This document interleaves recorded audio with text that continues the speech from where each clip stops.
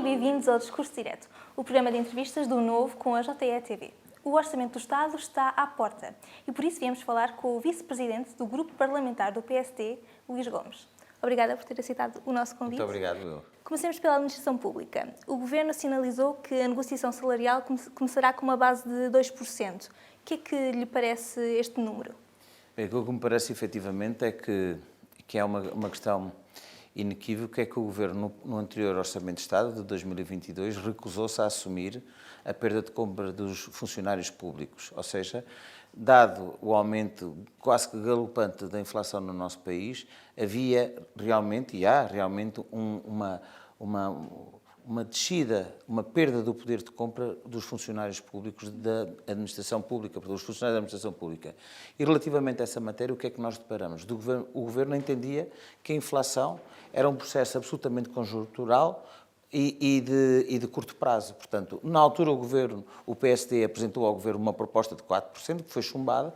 Aquilo que agora se verifica é que, efetivamente, a inflação é muito maior que os 4% estimados neste Orçamento de Estado de 2022, já supera os 7%. Portanto, nós aguardamos expectantes como é que o Governo quer resolver o problema relativamente à perda do poder de compra da administração pública, considerando o seguinte, considerando que António Costa, quando em 2015 ganhou as eleições e no ato eleitoral assumiu o compromisso de uma convergência anual no aumento dos salários da função pública. Até o momento só houve dois momentos de aumentos salariais.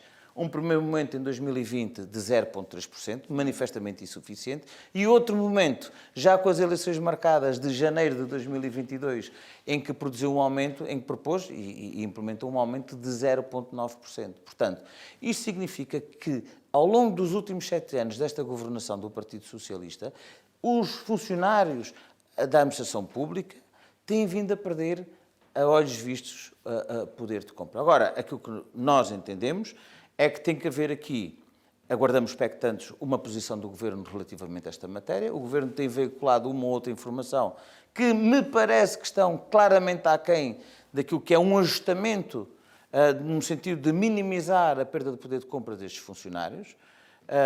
Já veio anunciar que era 2%, depois deu outras informações que pareciam ser contraditórias relativamente a essa matéria, mas vamos estar expectantes para que no dia 10 de outubro, que é a data que o Governo supostamente vai entregar o Orçamento de Estado aqui na Assembleia da República, perceber qual é o cenário macroeconómico que vai traçar, mas fundamentalmente perceber como é que tenciona resolver este problema, que é um problema de milhares de famílias. Mas o que é certo hoje é o seguinte, é que nós entendemos que este ajustamento deve ser acompanhado também de uma nova revisão, eventualmente, do CIADAP, o modelo de avaliação da administração pública. Hoje é muito difícil recrutar funcionários da administração pública porque a base salarial na administração pública não constitui de modo algum um atrativo para que as pessoas possam concorrer nos concursos. Um eletricista não ganha já o ordenado mínimo no privado, portanto a administração pública e as câmaras municipais, por exemplo, não conseguem contratar pessoas especializadas em determinadas áreas, em áreas técnicas. Os técnicos superiores, um arquiteto não pode vir para a administração pública ganhar o que ganha efetivamente hoje na base salarial da administração pública, porque no privado consegue efetivamente ter outro tipo de rendimentos, e o que hoje nos deparamos é com falta de meios técnicos na administração pública, porque este Governo não tem feito a atualização salarial que prometeu em 2015. E esta é a situação. E nós sabemos que há um conjunto de mitos, quando confrontado em sede parlamentar e em outra sede o Governo com estas questões, com estes factos, que não são questões político-partidárias, são factos concretos, o Governo vem para cima do PSD a dizer como se o PSD fosse aqui o inimigo da função pública e da administração pública em particular. E há um conjunto de mitos que foram criados. Por exemplo, o mito de que que o PSD nos seus governos introduziu os despedimentos na função pública. É falso. Foi em 2006, no governo do engenheiro José Sócrates, que foi introduzida uma alteração legislativa em que previu a possibilidade de, efetivamente, a partir dessa data, os funcionários serem despedidos. Os funcionários públicos poderem ser despedidos. Segundo, dizendo que foi o PSD que congelou os salários e que que reduziu os salários e que congelou as carreiras da administração pública. Não, é importante recordar que foi em 2010, quando a discussão do Orçamento de Estado para 2011, que o Governo, na altura, previu uma redução dos salários da função pública, que podiam ir até aos 10%, e que propôs o congelamento das carreiras na função pública. Assim como também nós hoje temos um nível de precariedade no Estado nunca visto antes. Hoje temos mais de 90 mil funcionários, trabalhadores precários na administração pública. Falhou claramente, aliás, nós recebemos a Sra. Ministra Vieira da Silva aqui no final do mês de julho na Assembleia da República e isso ficou claro que falhou. Nós hoje temos quase que 49% de precários a mais na administração pública, quando este Governo, justamente se recordamos, e são questões factuais, comprometeu-se a reduzir o número de trabalhadores precários na função pública. Portanto, aquilo que foi a palavra dada pelo Partido Socialista, que é um clichê de resto do Partido Socialista, não foi honrada. Portanto, há aqui uma questão que é clara. Se nós revisitarmos os factos e esta história mais recente, que é quem tem prejudicado objetivamente a função pública, congelando salários, reduzindo salários, congelando as carreiras, não fazendo ajustamentos salariais na função pública, tem sido o Partido Socialista e António Costa em particular, enquanto Primeiro-Ministro. Disse que os 2% ficam aquém. O PSD pretende retomar a proposta dos 4% que apresentou no Orçamento do Estado para 2022? Nós ainda, como eu disse, aquilo que vai ser a proposta do PSD depende, efetivamente, daquilo que é o cenário macroeconómico traçado e a proposta orçamental. Nós não podemos ver isto do ponto de vista isolado. Aliás, podemos, de alguma maneira, naturalmente, fazer um ajustamento salarial, por um lado, mas podemos também reduzir alguma carga fiscal pelo outro lado. E, portanto, do ponto de vista global, do ponto de vista dos elementos todos, nós temos aqui um ajustamento salarial, seja por via de desoneração fiscal, digamos assim, quer por via, efetivamente, de um ajustamento salarial, de uma subida salarial. Mas, como disse, o PSD reserva a sua posição, isso diz respeito, naturalmente, à Comissão Política Nacional. Agora, aquilo que nós, Grupo Parlamentar, defendemos, e eu penso que o PSD já tomou declarações públicas, o Presidente do PSD, relativamente a esta matéria, é que nós entendemos que esta perda do poder de compra é inaceitável. O Governo, ou qualquer entidade governativa, estar de braços parados e não fazer nada relativamente a isto. Aquilo que nós temos é que, de alguma forma, encontrar aqui soluções para que possamos fazer o ajustamento salarial e a minimização da perda do poder de compra da administração pública, e assim como também outros funcionários no privado, também é uma preocupação naturalmente nossa. Agora, dar aqui uma nota. Agora, se há folga orçamental para isso, eu acho que recentemente o Conselho de Finanças Públicas foi bastante claro, em que apresenta um relatório, em que faz contas, em que diz que há margem orçamental para fazer o ajustamento salarial na função pública em sintonia com o aumento dos preços, portanto, com o aumento da inflação no nosso país. Portanto, aqui não há dúvidas de problemas de folgas orçamentais ou que o Governo não tem capacidade orçamental para fazer. Uma entidade independente, que é o Conselho de Finanças Públicas, já disse o que tinha a dizer relativamente a essa matéria. Depois de uma atualização de 0,3, depois de uma atualização de 0,9, os sindicatos agora vêm pedir uma atualização acima da inflação, portanto, acima daquilo que o Conselho das Finanças Públicas fez o seu exercício. Acha que o Estado tem capacidade para fazer essa atualização acima da inflação? Eu acho que nós temos que ter a noção clara que nós temos limitações orçamentais, o país tem limitações orçamentais e uma oposição não será uma oposição responsável se de repente começar a pedir aqui valores e aumentos salariais abruptos e que não, sem serem em sintonia com as reais capacidades da nossa economia.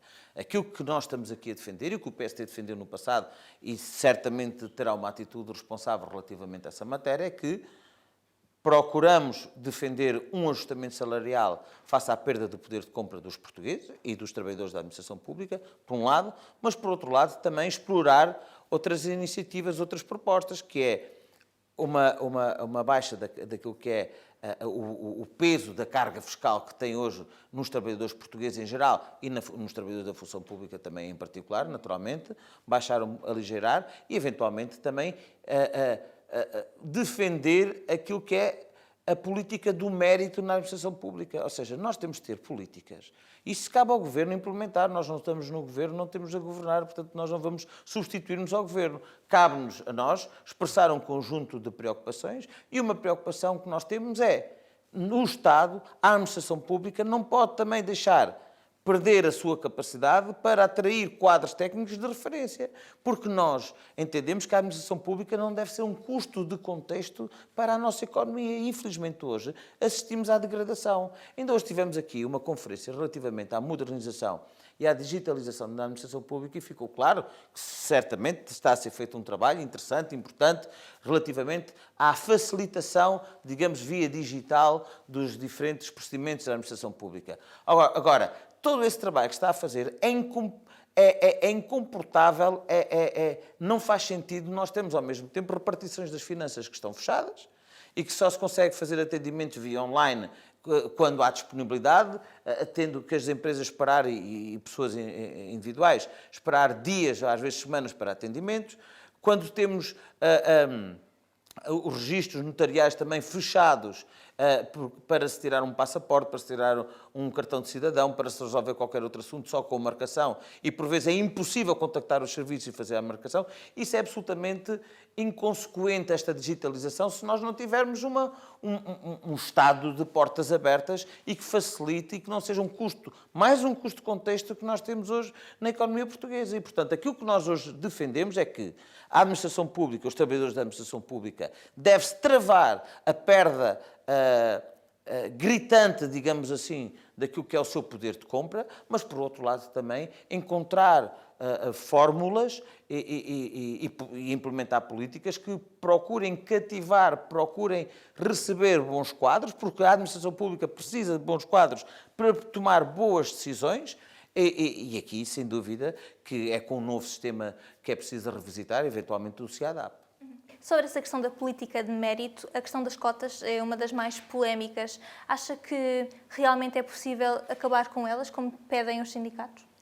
Eu acho que é uma matéria que nós temos que refletir muito bem. Aliás, nós aqui no grupo parlamentar do PSD estamos a fazer um conjunto de audições com sindicatos dos vários sectores da função pública e, na altura de vida, vamos nos pronunciar sobre essa matéria. Mas, naturalmente, nós não temos aqui vacas sagradas relativamente às diferentes áreas que nós temos que intervir. Aquilo que nós queremos e defendemos, uma administração pública que não possa também ser um custo excessivo para a máquina do Estado, mas que possa ser um facilitador do funcionamento do Estado enquanto um instrumento que deve ser dinamizador do setor económico nacional.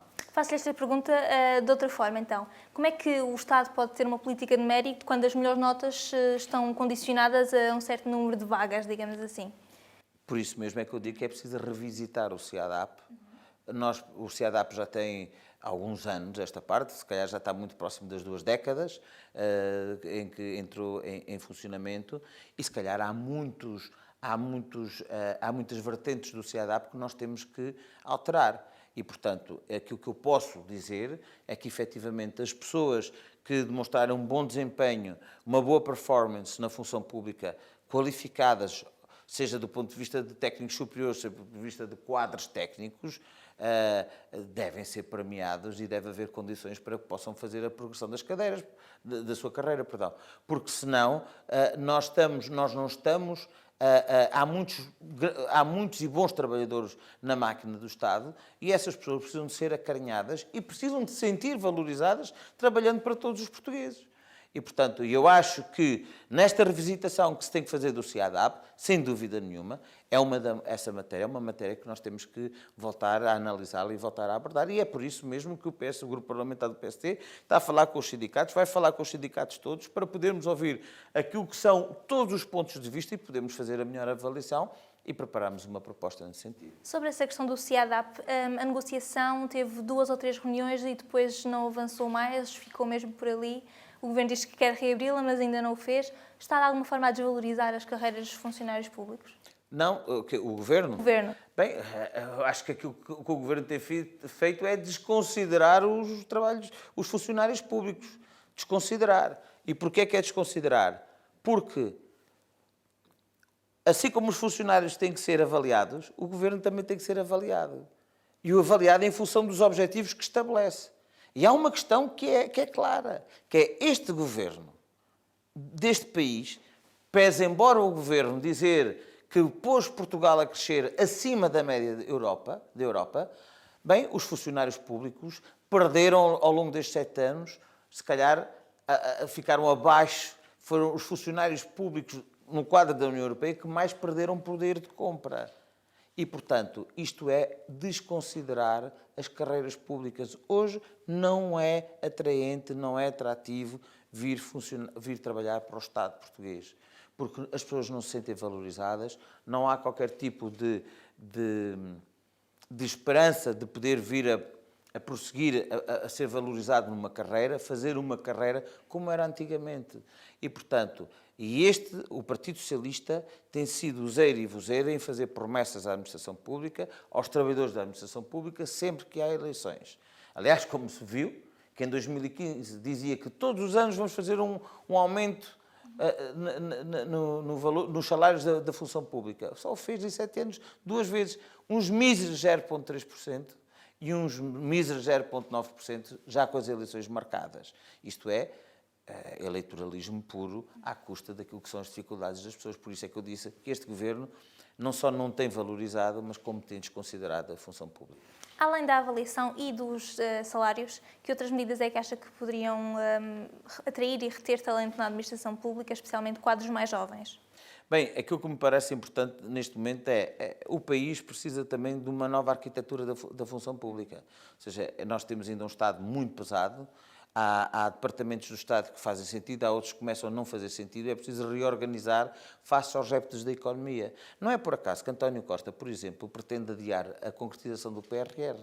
E quer adiar a concretização do PRR porque o próprio peso do Estado não lhe permite assegurar a concretização do PRR, que é tão importante para o crescimento económico do país.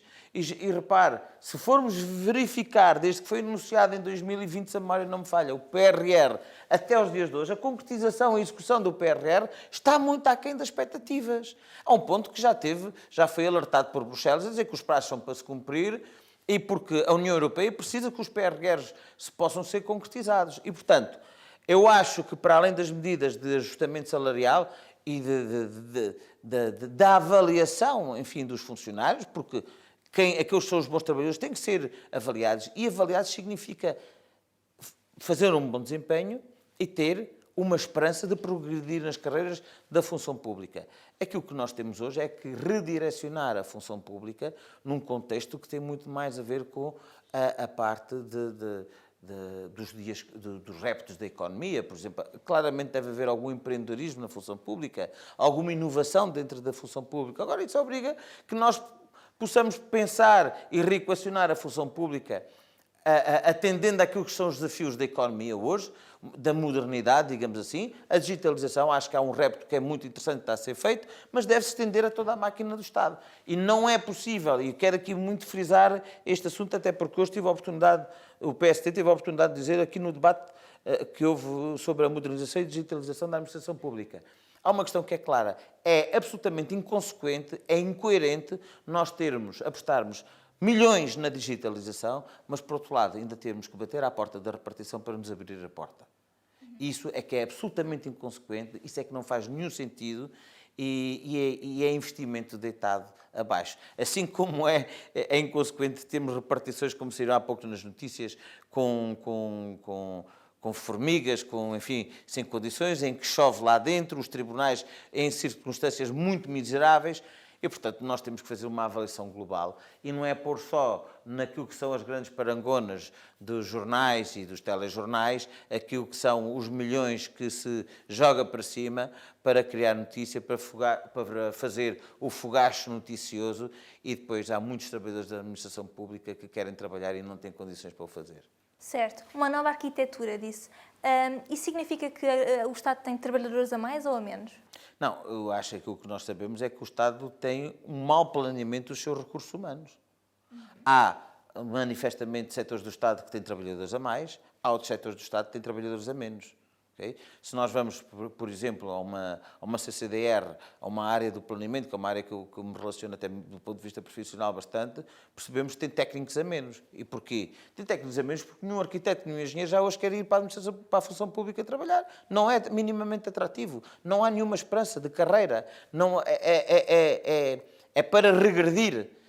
As pessoas qualificadas, técnicos qualificados, têm essa dificuldade, têm essa barreira, digamos assim, a intransigência em poder ser funcionário público.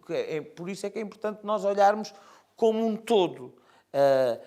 Se nós vamos ver na área da saúde, então, na área da saúde, aquilo que são as carreiras dos enfermeiros, foi prometida a uniformização das carreiras dos enfermeiros. Nós temos várias carreiras dentro do setor da enfermagem, por exemplo. Nós sabemos, por exemplo, nos hospitais portugueses, vamos ao Hospital de Faro, sabemos a falta de médicos que há, a falta de enfermeiros que há, que claramente estão subdimensionadas, as equipas estão subdimensionadas face às necessidades que o povo português precisa no acesso à saúde. Quero o melhor exemplo da saúde.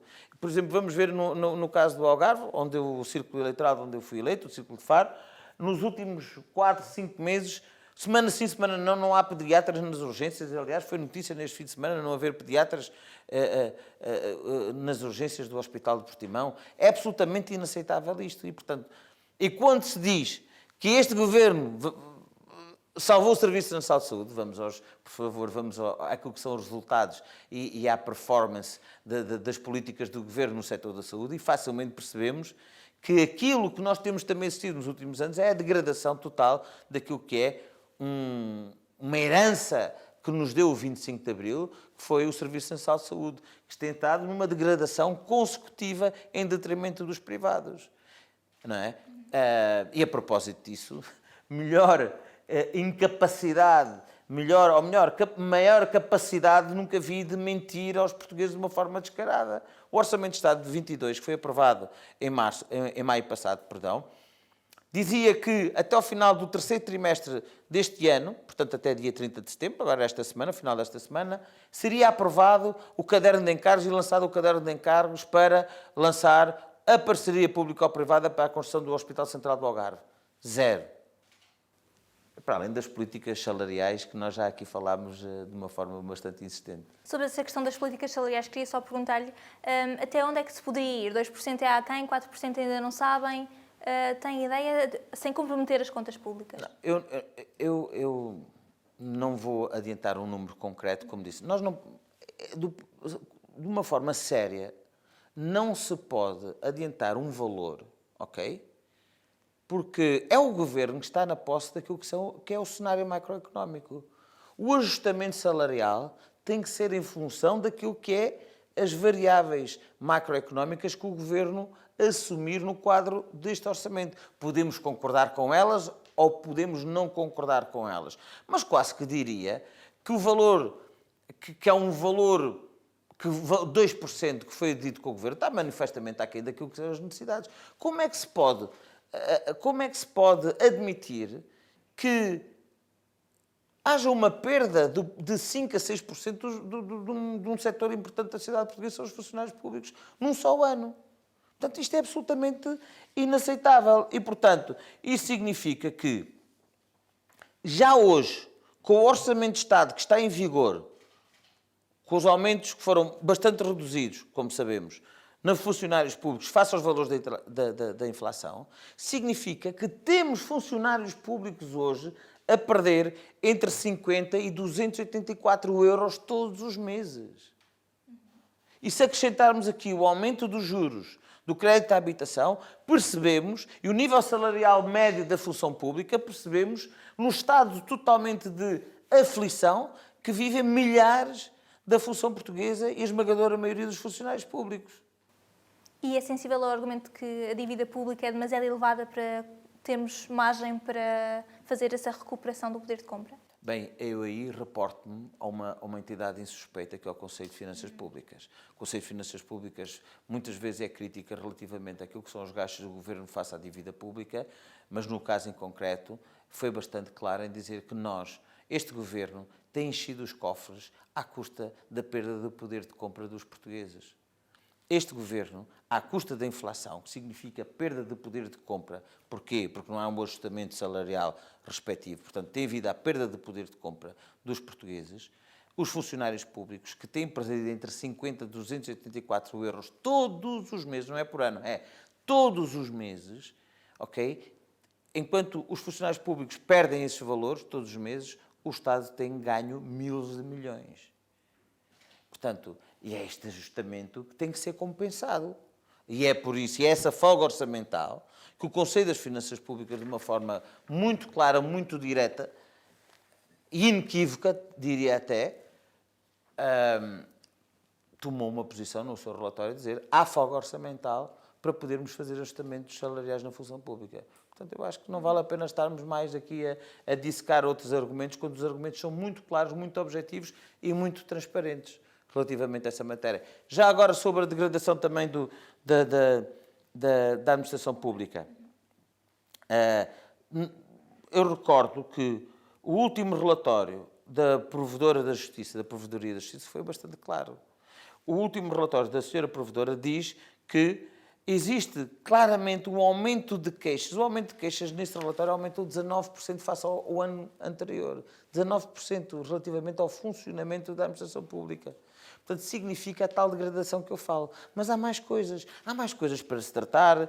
Olha, por exemplo, para além da precariedade, que a precariedade, desde que António Costa entrou em funções governativas, em 2015, aumentou 49% sensivelmente, ou seja, nós passámos de 60 mil precários sensivelmente para mais de 90 mil precários, portanto, na função pública. Nós, hoje, por exemplo, passámos pelo Covid, ok? Entre 2020 e um pouco de 2021, ao fim e ao cabo. Foi prometido, os trabalhadores da função pública tiveram que passar para teletrabalho. Eu não critico o teletrabalho. Houve muitos casos que houve uma readaptação e até uma melhoria de eficácia até proveniente, enfim, de algum do teletrabalho. Acho perfeito, não sou contra o teletrabalho. Agora, nós prometemos, isso está escrito, está nas notícias, que o Governo prometeu recompensar os trabalhadores da função pública pelos gastos decorrentes do teletrabalho. O excesso de eletricidade, algum material informático que tiveram que comprar para poder servir o Estado, que não tinham essa obrigação. Isso está na fatura das famílias. Até agora, zero de recompensar. Essa promessa de recompensar, de pagar uma parte dos custos decorrentes do teletrabalho, zero. Execução, zero. E, portanto, são estas questões que eu acho, e acabava por dizer, tal como comecei nesta nossa conversa, eu acho que este governo do Partido Socialista tem sido essencial para a degradação das condições de trabalho e para a esperança dos trabalhadores da administração pública portuguesa. Teletrabalho. Como disse, na pandemia houve imensas dificuldades, sobretudo na administração pública. Agora, no plano de poupança de energia, o Governo volta a incluir esta questão do teletrabalho. Acha que neste momento já há condições para os funcionários públicos irem para casa trabalhar para poupar energia, tendo em conta a crise energética? Bem, eu não sei se eu estava a falar aqui da redução de €1 da fatura. Não, estou a falar do plano de poupança de energia que foi publicado hoje. Eu acho que, em primeiro lugar, faz-me lembrar, não querendo divergir de assunto, já vou responder, mas à sua resposta, faz-me lembrar a senhora Ministra do Ambiente, da Presidência, ir à Serra da Estrela e dizer agora Serra da Estrela vai ficar bem melhor do que antes dos fogos florestais. E espalhou um cheque de 200 milhões de euros. Mas se recordarmos, o mesmo governo, em 2017, quando foi os incêndios do Caramulo e a tempestade Fabienne em 2019, foi aos concelhos do Caramulo, entre os quais Vozela, Tondela, e prometeu também um cheque. Sabe o que está a acontecer agora? É que os presidentes de Câmara querem executar aquilo que foi o programa acordado com o governo nessa altura e bate à porta do seu secretário de Estado. Como agora houve mudança de secretário de Estado da administração local, o que está agora diz, não sabemos os compromissos do meu antecessor. Eu ligo mais tarde que eu já lhe digo. Depois ligam para lá, não temos cobertura orçamental para assumir isso. Portanto, isto não é de boa fé, isto não é sério. E, portanto, é o que se passa. Nós já estamos aqui outra vez a iludir as pessoas com o teletrabalho, que eu não acho mal, muito claramente. há muitos casos na administração pública que foram ganhos de eficácia. Até sou a favor, sempre que se conseguir provar que há um ganho de eficiência. Portanto, eu estou de acordo com isso. Agora, tem que haver aqui alguma compensação, porque há algum investimento que tem que ser feito. E aquela compensação que foi prometida no quadro do Covid, ok, não foi assegurada pelo Governo, pelo Estado, aos trabalhadores da função pública. Eu acho que nós não podemos partir para outra sem fechar a porta do que passou. Naturalmente, como se passássemos um pano e de repente nada se passou. Há aqui compromissos que têm que ser cumpridos. É exatamente o mesmo relativamente às freguesias. Sabe que o Governo fez promessas que os custos e os gastos das freguesias, das juntas de freguesias, relativamente às despesas Covid, eram financiadas. Inclusivamente as freguesias, com alguma periodicidade, não tenho presente, mas com alguma periodicidade, têm que entregar os gastos Covid para a ADGAL, para a Direção-Geral das Autarquias Locais. Agora, vamos ouvir o Sr. Secretário de Estado, Carlos Miguel, mas a última resposta que deu a um requerimento de um grupo parlamentar foi que nunca houve compromissos e não tinham previsto pagar qualquer verba para as freguesias. Portanto, isto tem sido aquilo que o Governo nos habitua. Há uma crise, vai à televisão, faz anúncios, espalham-se milhões. Mas como é que eu, no outro dia, disse numa intervenção, este Governo espalha milhões, promete milhões, espalha ilusões e depois o povo fica sempre com os mesmos tostões. Isto é quase... É terminar em verso, mas é aquilo que efetivamente acontece. É que depois é uma mão cheia de nada. Sobre a questão dos salários, a confirmar-se a atualização de 2%, que exemplo é que o Governo está a dar, e o Estado, aos empregadores privados, num cenário de inflação que está em máximos e níveis históricos? Olha, eu acho que, em primeiro lugar, ainda me custa acreditar que este Governo vai propor um aumento de 2%.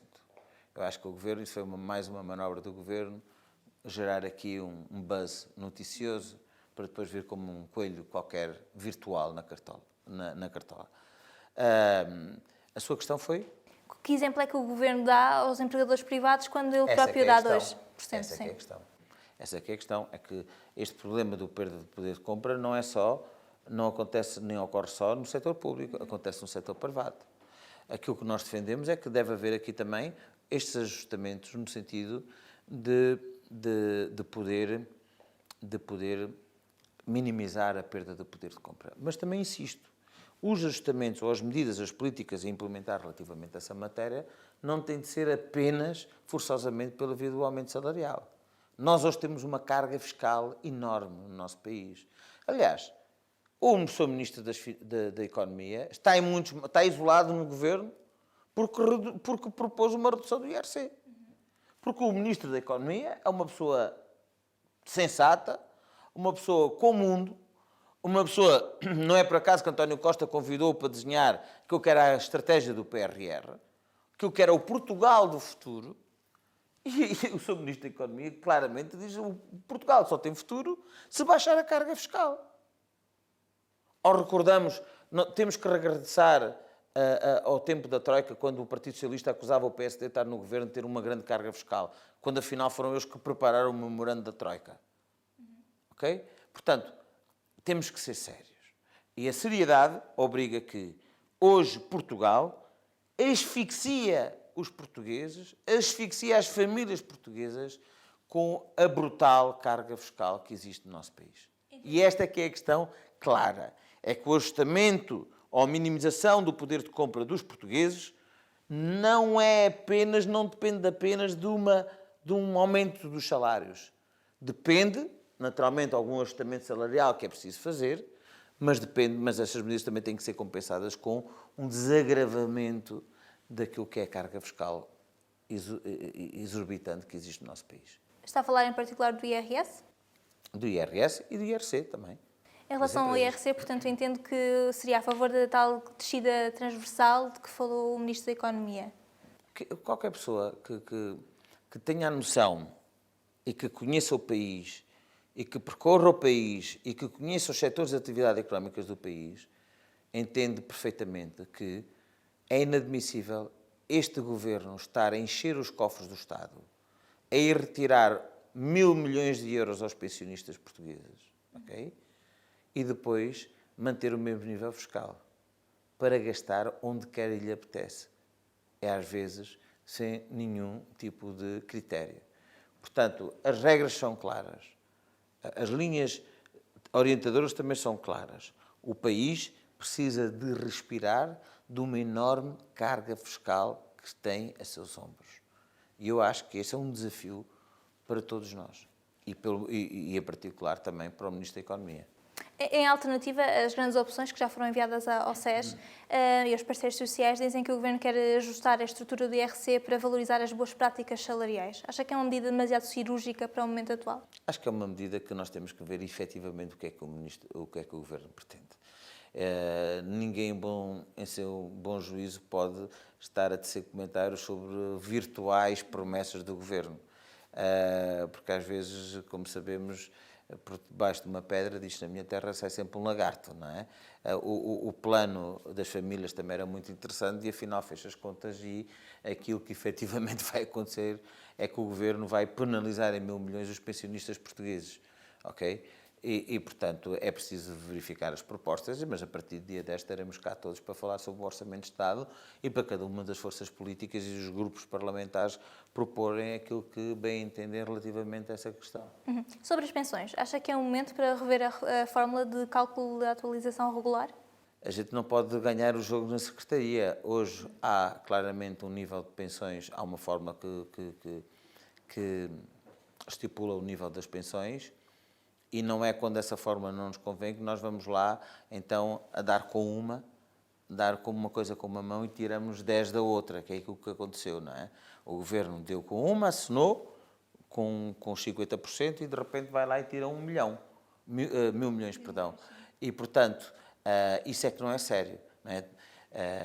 Essas eram as regras do jogo e a lei é para cumprir e, portanto, o Governo devia dar o sinal de cumprir a lei. É interessante verificar, estamos aqui hoje a falar da administração pública, agora estamos a falar das pensões. É curioso verificar que este era o Governo que acusava o PSD de ter degradado totalmente a função pública e de ter prejudicado os salários públicos, dos funcionários públicos. Já falámos sobre essa matéria. Os funcionários públicos têm vindo a perder poder de compra desde 2015, a olhos vistos. Este era o Governo que dizia que defendia os pensionistas, e que afinal agora faz aqui um truque de magia, acena com 50% para depois tirar 1.000 milhões para o futuro. Esta é que é a realidade. Perguntava-lhe especificamente a partir de 24, se acha que nessa altura se será sensato mudar a fórmula ou suspendê-la até que a inflação atinja níveis mais normais? O que eu acho é que nós hoje temos que ter a noção clara a médio e longo prazo daquilo que é a evolução da economia, mas também nós temos de ter uma visão daquilo que é efetivamente a nossa conjuntura hoje. Qual é o estado dos portugueses? E hoje aquilo que temos, há um empobrecimento cada vez maior dos portugueses. E é esse empobrecimento que nós temos que monitorizar, ou seja, minimizar também. Ou seja, e portanto, eu acho que ainda é prematuro falarmos nas alterações das fórmulas. Aquilo que nós temos que ver hoje é perceber como é que é a conjuntura internacional relativamente à inflação. Sabemos que vem em tempos difíceis. Só este Governo é que considerou em maio passado, portanto estamos a falar objetivamente há 4 meses antes, há 4 meses dizia que isto da inflação não valorizava, é absolutamente conjuntural. Vamos revisitar aquilo que foram os debates do Orçamento de Estado de 2022 e perceberemos isso facilmente. Mas afinal não foi conjuntural e veio para ficar, infelizmente, que essa de resto era a previsão do PSD, se bem se recorda, portanto por isso é que propôs na altura 4% de ajustamento salarial na função pública. Agora, eu acho que é muito cedo e muito arriscado estar a fazer este tipo de projeções de alterações de formas. O que nós temos hoje é que e eu penso que o PSD assumiu essa posição de uma forma muito clara, muito objetiva, muito transparente. Há um excedente orçamental. Como é que nós vamos, com que critério vamos distribuir este excedente orçamental? E aquilo que foi o critério do Governo foi, há um excedente orçamental, vamos criar aqui umas ilusões para alguns setores da atividade e da população portuguesa e da atividade económica, mas fundamentalmente da população portuguesa, mas para retirarmos 1.000 milhões aos pensionistas. Isto é que não é sério, isto é que é inaceitável, isto é que tem que ser denunciado. Julgo que o PSD disse que estava aberto para conversar sobre uma potencial reforma da Segurança Social. Em que sentido é que essa reforma seria feita? Passa essencialmente pelas fontes de financiamento? O PSD, eu não estou habilitado para falar exatamente dessa área, até por uma questão de coerência. Essa não é uma área que eu domino nas minhas comissões, portanto não seria correto estar a dizer. Mas, em termos genéricos, o PSD sempre disse é um partido reformista. Portanto, o PSD tem a noção clara. Quem está a governar é o Partido Socialista. O Partido Socialista tem que governar.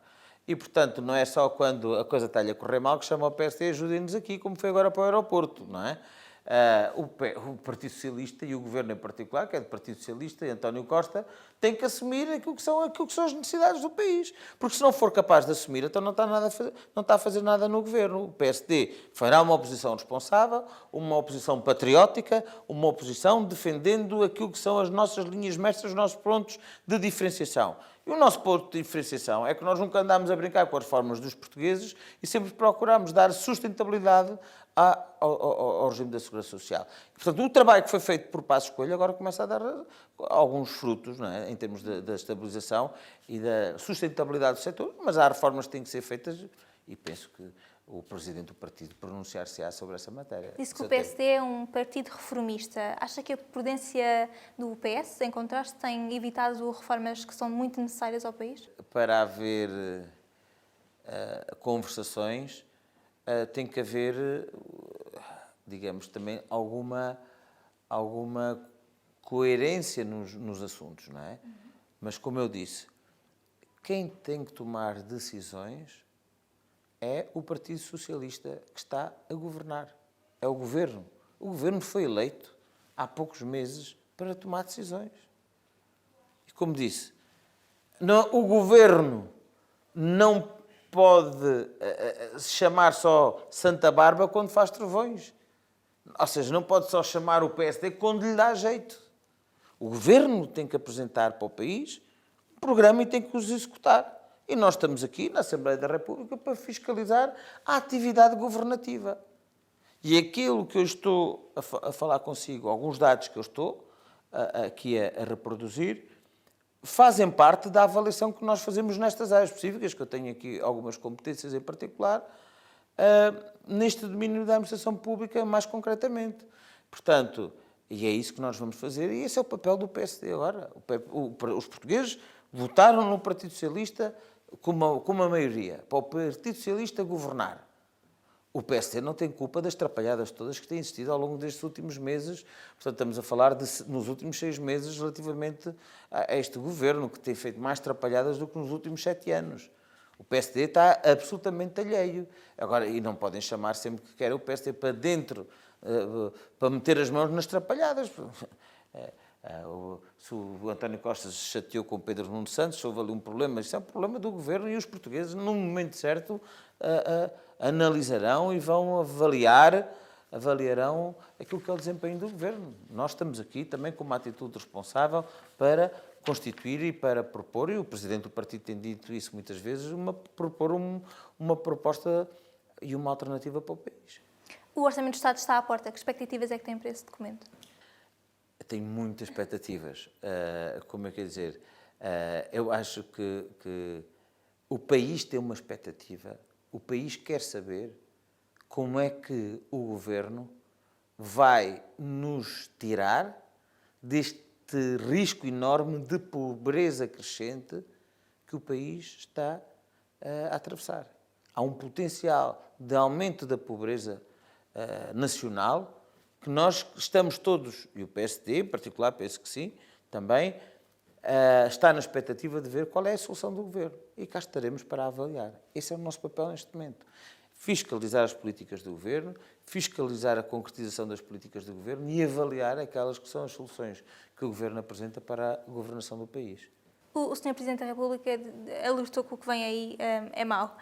Que perspectiva é que tem em relação ao próximo ano e se partilha desse receio de que o que vem aí é mesmo negativo? Só o Governo é que não quis acreditar que o que aí vinha em maio era muito complicado.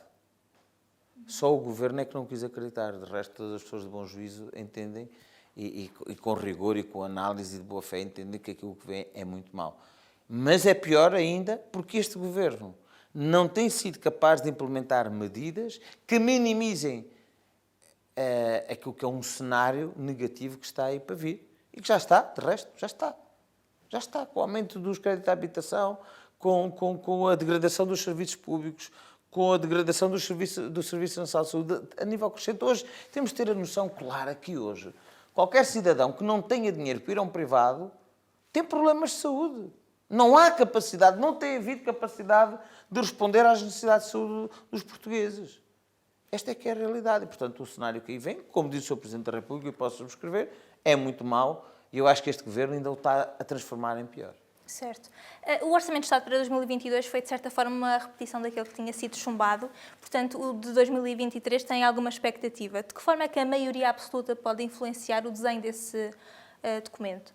Toda a maioria absoluta tem sido absoluta. Aliás, este governo, através do momento que se absolutou, tem vindo a aumentar não só as trapalhadas, mas também a arrogância, mas como também tem vindo a demonstrar a sua incapacidade. Mas a verdade também é que hoje alguns partidos que faziam parte da geringonça criticam este governo, mas eu não sei porquê. Então, nos últimos 7 anos, o PCP teve indiretamente uma influência no governo, o Bloco de Esquerda teve uma influência indireta, não, direta no governo, na governação, ambos. Então, eles defendiam aquilo que eram os ajustamentos salariais na função pública. Como é que viabilizaram orçamentos do governo até 2022 sem uma política de ajustamento salarial na função pública? Como é que aprovaram orçamentos estes partidos, por exemplo, que eram contra as escudos sobretudo das autoestradas do interior, viabilizaram esses orçamentos, pese embora o governo não ter cumprido a sua promessa, que é retirar as portagens do interior do país, nas autoestradas do interior. Como é que estes partidos têm, de alguma forma, viabilizado o governo quando não houve um ajustamento nas pensões, como o governo disse que ia fazer e agora retirou 1.000 milhões de euros? Isto é tudo, há aqui um jogo um pouco hipócrita e, portanto, o PSD, penso eu, tem tido posições muito coerentes e agora o novo presidente do PSD tem sido muito firme, muito claro naquilo que é a defesa de um programa para o país. E, sobretudo, Luís Montenegro tem tido a humildade de dizer que nós não sabemos de tudo, mas para sabermos melhor temos de estar junto das pessoas. E estas iniciativas que o Presidente do Partido, Luís Montenegro, o Dr. Luís Montenegro, tem feito, de estar próximo das pessoas, visitando todos os distritos uma vez por mês, eu acho que é uma nova forma de fazer política, é uma forma que nos vai dar ao PSD os inputs necessários para poder produzir um programa que vai de acordo às necessidades das pessoas. Isso é que é o grande problema da política hoje. A política hoje tem alguns problemas. Problemas, desde logo, da forma de estar na política. É que aqui não há nenhuma varinha mágica em que um político, um presidente do partido que ganhe as eleições possa, de repente, ter um programa fantástico para o país. Isso é demagogia.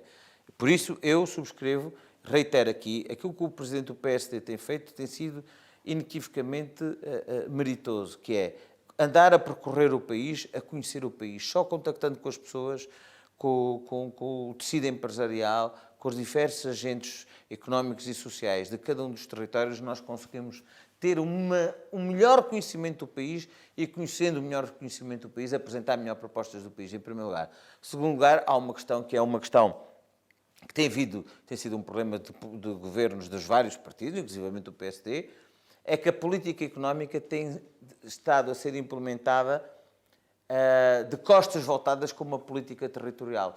Eu nunca deixo de recordar-me daquilo que eram as frases, alguns ensinamentos de Jacques Delors, não é?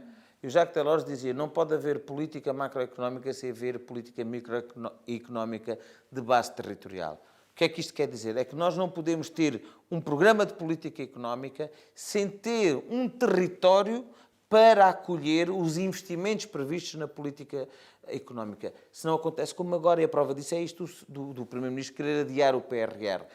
E não ter isto, o que é que significa? Significa que podemos ter aqui não sei quantos programas de desenvolvimento e que nunca são concretizáveis. Porquê? Porque a política económica é feita, lamentavelmente, à base da política fiscal. e a política fiscal já não há nenhuma criatividade para introduzir nada de novo no país. E, portanto, nós temos que olhar para o país como um todo, olhar para a nossa realidade, para o nosso potencial endógeno, para os nossos recursos e começar a construir um país novo desde a arquitetura do Estado. Não é como esta descentralização que se está a fazer. Esta descentralização é fazer dos presidentes de Câmara lacaios e mangas de alpaca do governo. O que é que se está a fazer? Uma descentralização não é dizer eu agora tenho uma fatura que pago aqui, então passo para si e começa a pagar, que é como o governo faz. Agora tenho a fatura da saúde, de arranjar os edifícios, isto é muito chato, isto é despesa tóxica do Estado, ou seja, que o Estado não tem capacidade para responder. Quero me ver livre destas faturas, passo para os municípios, mas não passo para os municípios, por exemplo, a capacidade do município poder participar nas políticas de saúde ao nível municipal, exatamente da mesma educação. Passa-se as faturas, mas não se passa a capacidade de intervir nas escalas dos médicos, na programação dos cuidados assistenciais, dos cuidados primários de saúde, por aí fora. Isto é que é absolutamente inaceitável. E agora o que se está a fazer com a ação social? Aquilo que se está a fazer, nós sabemos hoje, quem faz a ação social ao nível municipal tem sido os municípios. O Estado Central, através das delegações da Segurança Social, é incapaz de não ter recursos, não tem tido recursos. Eu já fui Presidente de Câmara e outros Presidentes de Câmara dizem exatamente o mesmo. Não tem recursos para executar as políticas, para dar resposta aos cidadãos, quer na área da habitação, quer na área da assistência social. Então o que é que o Governo quer? Por exemplo, uma proposta que apresentou recentemente em sede da Associação Nacional de Municípios era 15% daquilo que é a alocação para alguns municípios. Isto é absolutamente desonesto, isto é um abraço de urso ao que se faz aos municípios. Abraça e esmaga-os, não é? Portanto, isto é para acabar com a autonomia do poder local e para pôr os municípios daqui a 2, 3, 4, 5 anos de mão estendida à espera de uma esmola do Governo. E o Governo responsabiliza os municípios por não serem capazes de fazer ação social. Por isso, aquilo que nós vamos claramente defender é que, efetivamente, por exemplo, agora na área social que vai ser assinados, vão ser discutidos os acordos, não sei se vão ser assinados, é que deve ser feita uma avaliação, umas cartas sociais municipais, que está previsto na lei, e em função das cartas sociais municipais sabemos o que é que o Governo tem gasto, o que é que os municípios têm gasto, aquilo que são as necessidades das pessoas, e em função disso contratualiza-se e fazem-se esses acordos. Porque aquilo que nós temos tido, já agora só para talho de foice, em matéria de descentralização, que é uma matéria que nos tem sido cara, é uma matéria que, em primeiro lugar, o Governo quer fazer dos municípios barriga de aluguer. Ou seja, apenas um instrumento para pagar faturas. Ponto final, parágrafo. Segundo lugar, defende uma descentralização a duas velocidades. Alta velocidade para este tipo de coisas, a saúde, a educação, a ação social, que o Estado Central quer se ver livre, mas de baixa velocidade para outras questões que são mais de interesse dos municípios, como as infraestruturas de comunicação, como, por exemplo, as infraestruturas portuárias. O decreto-lei relativamente à descentralização das infraestruturas portuárias saiu em 2019, se a memória não me falha. Houve 3 municípios, ou 4 municípios, que começaram a trabalhar com o Governo nessa matéria. Foi o município de Faro, de Portimão, de Cascais e de Peniche, se a memória não me falha. Okay? De Peniche ou Nazaré. O de Faro demorou 2 anos a assinar, a ver homologado o acordo de descentralização. 2 anos. Como é que se pode falar em descentralização com seriedade quando o Governo é incapaz? É tal máquina do Estado que o Governo, deste governo, tem engordado sem nenhuma capacidade de resposta. Sem nenhuma capacidade de resposta. Dito isto, e as pistas que me foi deixando já me deixam alguma interpretação, mas para terminar, que avaliação é que faz destes primeiros meses do novo governo de António Costa e se acredita que chegará ao fim do mandato? Eu não vou fazer essas previsões, mas toda a gente sabe que o Governo tem que inverter claramente o seu caminho, porque isto tem sido trapalhadas atrás de trapalhadas. Eu acho que, neste momento, os portugueses precisam de ter um governo sólido, um governo que ao contrário daquilo que acontece hoje, que um dia diz uma coisa, outro dia diz outra coisa, que possa ser firme nas políticas e que, acima de tudo, seja um instrumento de modernização do país. E é isso que os portugueses precisam. E este governo, nestes 6 anos, já fez mais trapalhadas, já fez mais asneiras que nos 7 anos passados. Muito bem, muito obrigada por Obrigado, esta conversa. Obrigado. E obrigada por nos ter acompanhado. O Discurso Direto volta na próxima semana com um novo convidado. Até à próxima.